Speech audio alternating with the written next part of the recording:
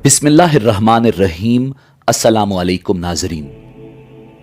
नाजरीन, इमाम अली मकाम इमाम हुसैन इब्न अली अलैहिस्सलाम ने मैदान करबला में 72 सर अल्लाह रब्बुल इज़्ज़त के हुजूर पेश किए और इस्लाम की सरबुलंदी की खातिर दुश्मनान इस्लाम के सामने डट गए और यजीद इब्न मुआविया के हाथ पर बैत करने से इनकार कर दिया। मैदान करबला में यजीद इब्न मुआविया की फौज ने रसूल खुदा इमामुल अंबिया जनाब मुहम्मदुर रसूलुल्लाह सल्लल्लाहु अलैहि वसल्लम के ख़ानदान पर जुल्म के पहाड़ तोड़े और उनको इंतहाई बेदर्दी से प्यासा शहीद किया।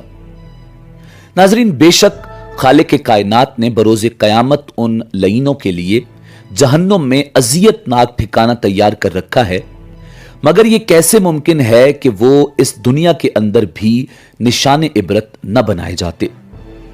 कातिलीन इमाम हुसैन इब्न अली अलैहिस्सलाम का इबरतनाक अंजाम क्या हुआ? इस दुनिया में करबला के शहीदों का बदला किसने और कैसे लिया? वो कौन था जिसने कातिलान इमाम हुसैन इब्न अली अलैहिस्सलाम को चुन चुन कर मारा? यही हमारी आज की वीडियो का मौजू होगा और आज हम आपको कायनात के बदतरीन जालिमों यजीद इब्न मुआविया, सनान इब्न अनस, उबैदुल्लाह इब्न ज़ियाद और खोली इब्न यजीद समेत दीगर की इबरतनाक दास्तान सुनाएंगे। नाजरीन, तारीख के मुताबिक इमाम अली मकाम इमाम हुसैन इब्न अली अलैहिस्सलाम की शहादत के बाद दुनिया में 7 दिन अंधेरा रहा। धूप दीवारों पर पड़ती तो इंतहाई फीकी और जर्द रंग की होती। कूफियों की फौज के पास जर्द रंग वाली घास थी, वो सब मट्टी हो गई। बैतुल मुकद्दस के जिस पत्थर को उठाया जाता उसके नीचे खून होता। उबैदुल्लाह इब्न ज़ियाद के मकानों में खून बह रहा था।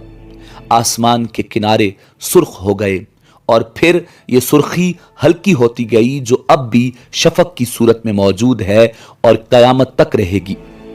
7 दिन तक लगातार आसमान पर सितारे टूटते रहे।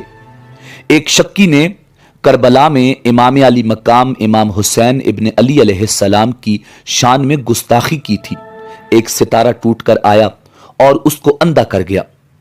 इराक की फौज के आदमी अपने ऊंटों को ज़िबा करके गोश्त पकाते तो वो गोश्त आग के अंगारे बन जाता, फिर हिम्मत करके खाने लगते तो वो कड़वा होता।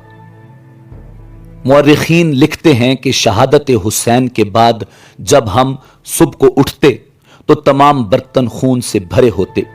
अबू सईद कहते हैं कि दुनिया में कहीं भी कोई पत्थर उठाया जाता उसके नीचे ताज़ा खून पाया जाता। आसमान से भी खून बरसा और जिस कपड़े पर भी पड़ा कपड़ा फटने तक भी सुर्ख रहा। खुरासान, शाम और कूफा के हर घर में खून ही खून था। कूफा में एक शख्स ने इमाम अली मकाम की शान में गुस्ताखी की तो वो फौरन जल गया। इमाम अली मकाम इमाम हुसैन इब्न अली अलैहिस्सलाम के कातिल ऐसी शदीद किस्म की प्यास में मुब्तला हो गए कि मशकों की मशकें पानी पी जाने पर भी प्यास न बुझती।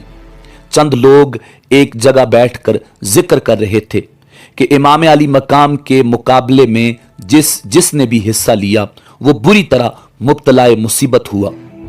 एक शख्स ने कहा कि यह बात गलत है, मैं भी उस जंग में मौजूद था, मुझे तो कुछ नहीं हुआ। उसी रात वो अपने घर गया, चराग की बत्ती दुरुस्त करने लगा तो आग ने उसके जिस्म को अपनी लपेट में ले लिया और फिर आग आग करता हुआ जहन्नुम में पहुंच गया। उसका जिस्म लकड़ी के कोयले की तरह स्याह हो चुका था। ज़ुहरी का बयान है कि उनमें से कोई मारा गया, कोई अंधा होकर मर गया, किसी का मुंह काला हो गया, किसी की सूरत मस्ख हो गई। वाकदी कहते हैं कि एक शख्स को हुजूर नबी करीम सल्लल्लाहु अलैहि वसल्लम ख्वाब में मिले। आपने आस्तीनें चढ़ाई हुई थी और हाथ में तलवार थी और इमाम हुसैन अलैहिस्सलाम के कातिलों में से 10 आदमी ज़िबा किए हुए आपके सामने पड़े थे। वो शख्स कहता है कि हुजूर ने मुझे गजबनाक होकर फरमाया, तुमने मेरे बेटे के कातिलों की तादाद क्यों बढ़ाई?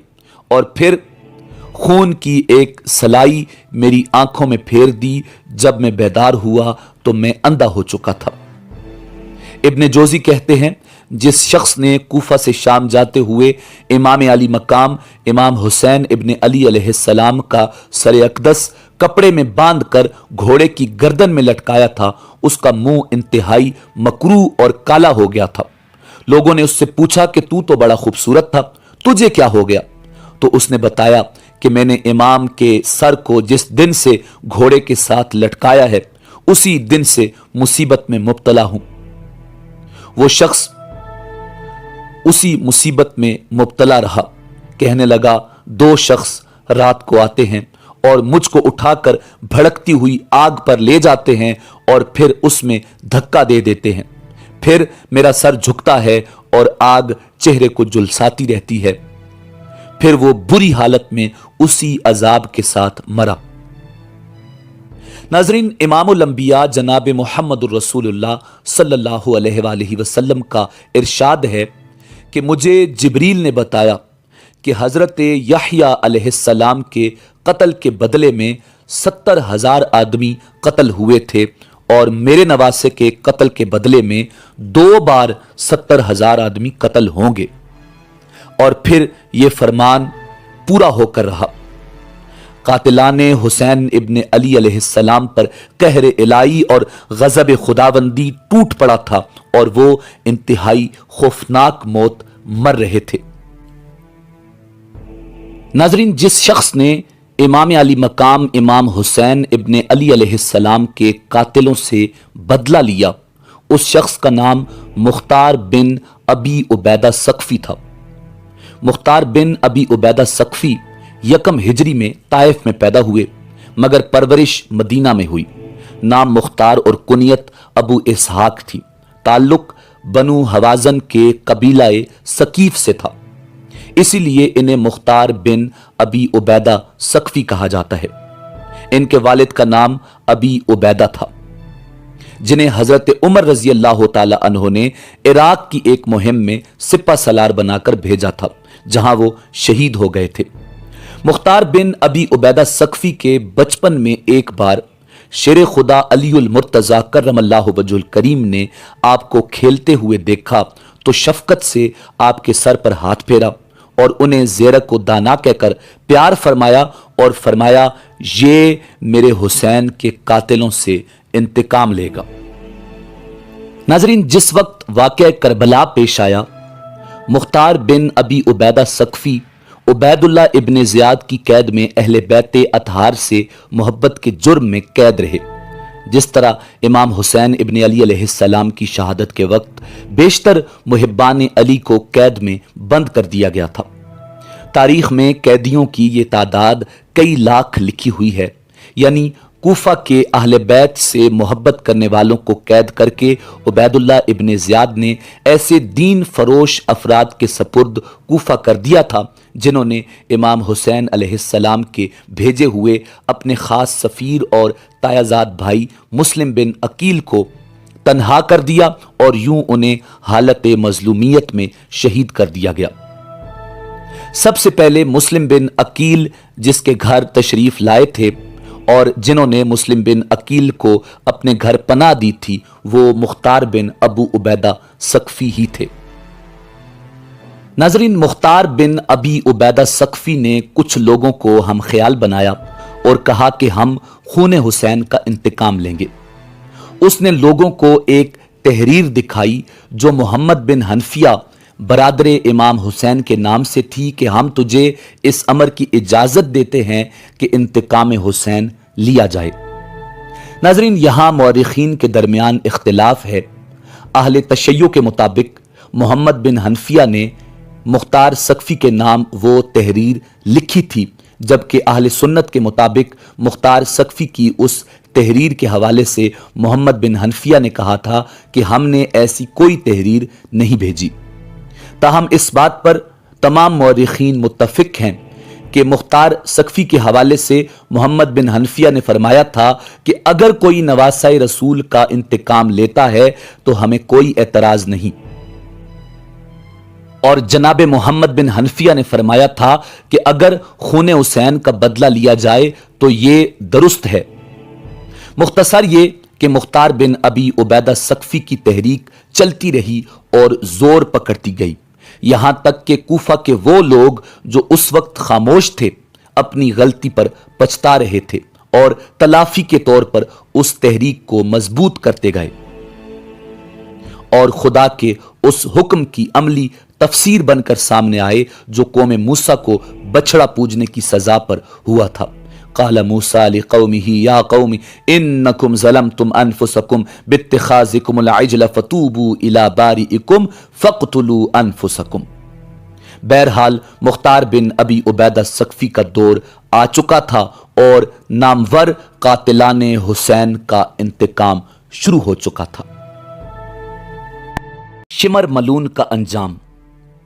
ناظرین، شمر ذیلجوشن کو جب گرفتار کر کے مختار بن ابی عبیدہ ثقفی کے سامنے لایا گیا تو مختار کی آنکھیں غصے سے سرخ ہو گئیں، غضبناک ہو کر کھڑا ہو گیا اور شمر سے کہنے لگا، جس ہاتھ سے گردن حسین پر خنجر پھیرا تھا اٹھا وہ ہاتھ۔ شمر نے رو کر کہا کہ میں پیاسا ہوں، پہلے تھوڑا سا پانی پلا دو۔ مختار نے کہا، بدبخت، تو نے اہل بیت مصطفیٰ پر پانی بند کیا تھا اور اب پانی مانگتا ہے؟ پھر پہلے نیزے سے مار مار کر اس کو زخمی کیا اور پھر قتل کر کے لاش کتوں کے آگے پھینکوا دی۔ ایک روایت میں ہے کہ پہاڑوں پر چھپتا پھر رہا تھا تو اس کو گرفتار کر کے لایا گیا اور ہلاک کیا گیا۔ ہرملہ کا انجام۔ ناظرین، ہرملہ وہ بدبخت اور ملون شخص تھا جس نے 6 ماہ کے جناب علی اصغر کے حلق پر تیر چلایا تھا۔ جب مختار ثقفی کے سامنے آیا تو اس نے سپاہیوں کو حکم دیا کہ معصوم علی اصغر کا گلا چیرنے والے حرامزادے کے گلے پر تیر چلاؤ۔ اس کی گردن کو تیروں میں پرو کر پھر اس کے ہاتھ کٹوائے گئے، پھر پاؤں کٹوائے گئے اور پھر آگ جلا کر اس میں پھینک دیا گیا۔ یہ ہے خون علی اصغر کا انتقام۔ خولی بن یزید کا انتقام۔ ناظرین، خولی بن یزید وہ بدبخت ملون تھا جس نے حسین ابن علی علیہ السلام کے سر انور کو تشت میں رکھ کر دربار ابن زیاد میں پیش کیا تھا۔ اس شیطان کو جب دربار مختار ثقفی میں پیش کیا گیا تو اس نے کہا، یہی وہ مردود ہے جس نے سر شبیر کو نیزے پر چڑھایا تھا۔ یہ کہہ کر اس نے پہلے اس کا دایاں ہاتھ کاٹا، پھر بایاں ہاتھ کاٹا، پھر دونوں پاؤں کاٹ دیے اور پھر اس کا دھڑ سر سے جدا کر کے پھینک دیا۔ سنان ابن انس ملعون کا انجام۔ ناظرین، اس شقی القلب نے امام علی مقام امام حسین ابن علی علیہ السلام کے سینے کے آر پار نیزہ بھی کیا تھا اور آپ کے سر کو بھی کاٹا تھا۔ یہ آگے آگے بھاگتا اور پناہ گاہیں تلاش کرتا اور مختار کی فوج اس کے پیچھے پیچھے ہوتی۔ یہ پہلے بصرہ گیا، وہاں سے قادسیہ اور پھر قادسیہ اور غدیب الحجانات کے درمیان گرفتار کر لیا گیا۔ پہلے اس کی انگلیاں کاٹی گئیں، پھر ہاتھ، پھر پاؤں کاٹے گئے اور پھر اس کے کان چیر دیے گئے، پھر خنجر سے اس کی آنکھیں نکالی گئیں اور روغن زیتون کی دیگ چڑھا کر اس کو زندہ اس میں ڈال دیا گیا۔ حکم بن طفیل کا انجام۔ ناظرین، حکم بن طفیل ملعون نے حضرت امام حسین ابن علی علیہ السلام کا لباس اتارا تھا اور جناب عباس علمدار پر تیر چلائے اور ان کے بازو قلم کیے۔ اس کو مختار ثقفی کے فوجی افسر عبداللہ بن کامل نے گرفتار کیا اور پھر اس پر تیر چلا کر واصل جہنم کر دیا۔ عبید اللہ ابن زیاد ملعون کا انجام۔ ناظرین، یہ مردود بھی چھپا ہوا تھا۔ جب مختار ثقفی کے لشکر نے گھیراؤ کیا تو مقابلہ کرتا رہا، آخر گرفتار ہو کر اسی دارالامارہ کے سامنے لایا گیا جہاں بیٹھ کر بڑے غرور اور تکبر کے ساتھ اہل بیت اطہار کے ساتھ ظلم کے احکام جاری کرتا تھا۔ اس کو گرفتار کر کے اس کے ساتھ کس کر مشقیں باندھی گئیں اور سپاہی اس کے منہ پر تمانچے مارنے لگے۔ جب مختار ثقفی کے سامنے آیا تو اس نے پہلے اس کے جسم کی ایک ایک بوٹی کاٹنے کا حکم دیا۔ جب اس کا ایک ایک عضو کٹ گیا تو پھر اس کی لاش پر گھوڑے دوڑائے گئے، پھر اس کا سر کاٹ کر رکھ لیا گیا اور لاش کو آگ میں پھینک دیا گیا۔ اس کا سر ابھی لوگوں کے سامنے ہی پڑا ہوا تھا کہ ایک سانپ نمودار ہوا اور اس کے ایک نتھنے میں گھس کر دوسرے نتھنے سے باہر آ گیا۔ اس سانپ نے ایسا کئی بار کیا اور پھر غائب ہو گیا۔ یہ تھا خون حسین کا انتقام۔ ناظرین، اب بات کرتے ہیں کائنات کے بدترین ظالم ملعون یزید ابن معاویہ کی۔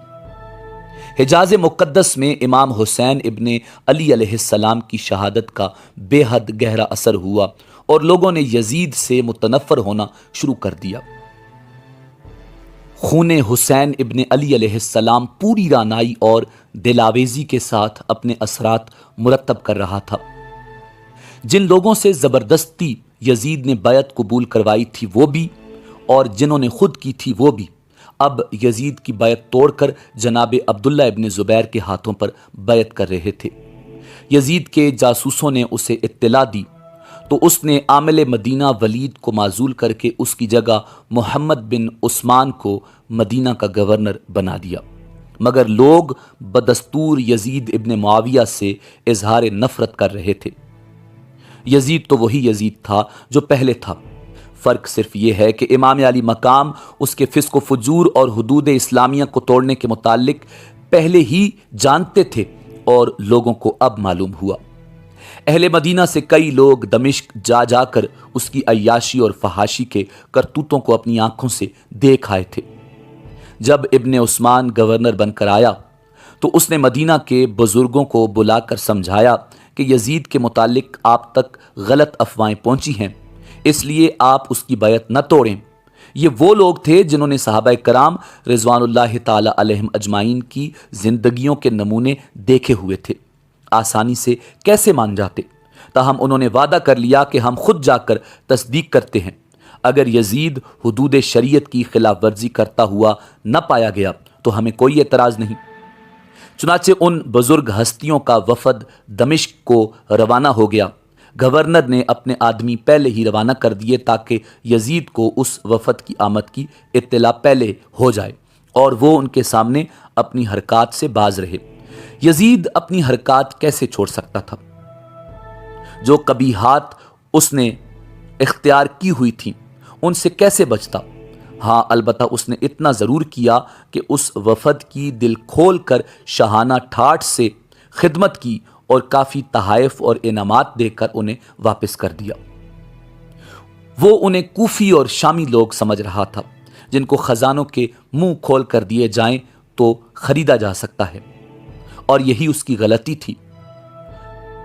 وہ مدینہ الرسول کا وفد تھا اور یہ وہ لوگ تھے جن کے سامنے صحابہ کرام رضوان اللہ تعالی علیہم اجمعین کی مقدس زندگی کی تصویر تھی۔ یہ لوگ مدینہ منورہ میں پہنچے تو انہوں نے صاف طور پر عوام الناس کو بتا دیا کہ معاویہ کا بیٹا فاسق فاجر تارک نماز ہے، کتوں اور بندروں کا شکاری، شراب پینے والا اور محرمات کو جائز سمجھنے والا ہے۔ اس کے زانی ہونے کے متعلق بھی ہمیں کئی لوگوں نے بتایا ہے۔ وہ شریعت کے قوانین کی ہرگز پرواہ نہیں کرتا، وہ اپنی منمانی کرتا ہے۔ اس کا فسق و فجور اس قدر ظاہر ہے کہ اس کی کوئی تعویل نہیں ہو سکتی۔ مدینہ منورہ کے لوگوں نے سنا تو انہوں نے ایک دم اس کی بیعت توڑ کر عبداللہ بن زبیر کے ہاتھوں پر بیعت کر لی اور پھر عبداللہ بن زبیر مکہ معظمہ کے عدیل بن گئے۔ اب یزید ابن معاویہ نے بڑی سوچ و بچار کے بعد مسلم بن عقبہ کو لشکر جرار دے کر مدینہ پر چڑھائی کرنے کا حکم دے دیا۔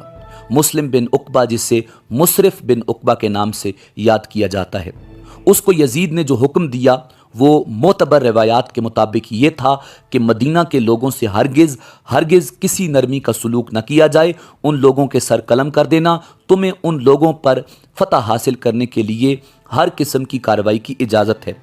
چنانچہ خبیث و مردود مسرف بن عقبہ نے مدینہ الرسول پر فوج کشی کر دی۔ حضرت حنظلہ رضی اللہ تعالی عنہ کے صاحبزادے مدینہ کے لوگوں کو ساتھ لے کر مقابلے میں آئے، مگر یزید کی فوج بہت زیادہ تھی۔ بڑے بڑے مقتدر اور ذی وقار لوگ شہید کر دیے گئے اور بالآخر فوج یزید مدینہ پر قابض ہو گئی، اور پھر مدینہ پاک کی جو بے حرمتی فوج یزید نے کی وہ حد بیان سے باہر ہے۔ انہوں نے مسجد نبوی میں گھوڑے باندھے، محمد عربی صلی اللہ علیہ وآلہ وسلم کے منبر شریف کو غلاظت سے آلودہ کیا۔ خدا کی مار ہو ان لوگوں پر، جنت کی کیاریوں میں ان لوگوں کے گھوڑے لد اور پیشاب کر رہے تھے اور وہ وحشت اور بربریت کی انتہا کرتے ہوئے مدینۃ الرسول کی بہو بیٹیوں کی عصمت لوٹ رہے تھے۔ تاریخ کے مطابق انہوں نے 1000 سے بھی زیادہ پاک بازوں کی عصمت دری کی۔ حجرہ رسول کے باہر 70,000 ملائکہ ایک طرف درود و سلام کے ہدیے پیش کر رہے تھے اور دوسری طرف یزید ابن معاویہ کے بدمعاش ضلالت میں ڈوبے ہوئے ظلم کی انتہا کر رہے تھے۔ ایسی فوج بھیجنے والے پر لعنت، ایسی فوج پر لعنت۔ مدینہ کی بے حرمتی کرنے کے بعد لشکر یزید مکہ کی طرف گیا۔ مصرف بن عقبہ ملعون راستے میں مر گیا۔ یزید کے حکم کے مطابق اس کی جگہ ایک دوسرے ملعون نے لے لی۔ پھر مکہ میں جا کر انہوں نے شہر کا محاصرہ کر لیا اور جگہ جگہ آگ لگا دی۔ منجنیقوں میں پتھر رکھ رکھ کر کعبہ پر برسائے گئے اور کعبہ کو آگ لگا دی گئی۔ غلاف کعبہ جلنے لگا۔ معاذ اللہ، ظلم و ستم کی کوئی ایسی حد نہیں تھی جو لشکر یزید نے نہ توڑی ہو، اور یہ سب کچھ حکم یزید سے ہوا تھا۔ کربلا کے واقعات میں یزید ابن معاویہ کو ملوث ہونے سے بچانے والے یزیدیت میں ڈوبے ہوئے لوگ اس ظلم کا کیا جواز پیش کریں گے؟ مدینہ میں جو قیامت برپا ہوئی اس کو چھوڑ دو، صرف یہ بتا دو کہ مدینہ منورہ پر فوج کشی کی اسلام اجازت دیتا ہے یا نہیں۔ مدینہ والوں کو خوف زدہ کرنے والوں کے لیے قرآن کی کیا تعزیر ہے؟ خواہ ایک مردود و ملعون اور راندہ نگاہ کی حمایت کرنے سے سوائے ذلت اور آتش جہنم کے اور کیا حاصل ہوگا؟ ادھر غلاف کعبہ جل رہا تھا اور ادھر یزید ابن معاویہ پر عذاب الہی مسلط ہو چکا تھا۔ اس کو پیٹ کے درد نے شدید تکلیف میں مبتلا کر دیا۔ اللہ نے اس پر قولنج کو مسلط کر دیا، ایک ایسی بیماری جس سے آنتوں میں شدید درد شروع ہو گیا۔ حکیموں سے کوئی علاج نہ ہوا اور درد بڑھتا گیا۔ وہ ایسے تڑپنے لگا جیسے مچھلی پانی کے بغیر تڑپتی ہے۔ اس نے اپنے بیٹے کو بلایا اور کہنے لگا کہ مجھے یقین ہو گیا ہے کہ اب میری موت کا وقت قریب ہے۔ میں تمہیں امور سلطنت سے آگاہ کرنا چاہتا ہوں۔ بیٹے کا نام معاویہ ابن یزید تھا۔ اس کی بے ساختہ چیخ نکلی اور کہنے لگا، جس تاج و تخت پر آل رسول کے خون کے دبے ہوں میں اس کو کسی صورت قبول نہیں کر سکتا۔ اللہ مجھے ایسی منوس خلافت کی حکومت سے محروم رکھے جس کی بنیاد رسول اللہ کے نواسے کے خون پر رکھی گئی ہے۔ یزید اپنے بیٹے کی بات سن کر تڑپ اٹھا اور شدت رنج و الم سے بستر پر پاؤں مارنے لگا، اور موت سے کچھ دن پہلے یزید کی آنتیں سڑ گئیں اور اس میں کیڑے پڑ گئے۔ تکلیف کی شدت سے وہ چیخیں مارتا تھا۔ پانی کا قطرہ حلق سے نیچے اترنے کے بعد تیر کی طرح چبھنے لگا۔ اس پر اللہ تعالیٰ کا عجیب قہر تھا کہ پانی کے بغیر بھی تڑپتا تھا اور پانی پا کر بھی چیختا تھا۔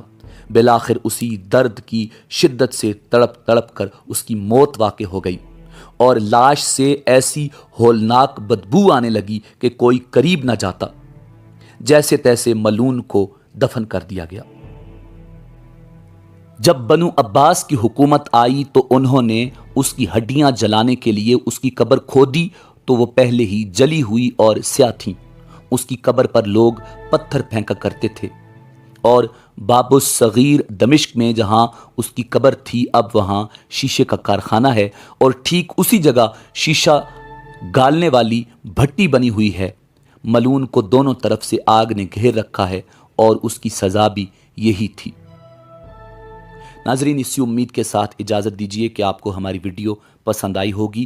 ملتے ہیں بہت جلد ایک نئی تاریخی، تحقیقی اور معلوماتی ویڈیو کے ساتھ۔ دیکھتے رہیے info@adil۔ اللہ رب العزت آپ کا حامی و ناصر ہو۔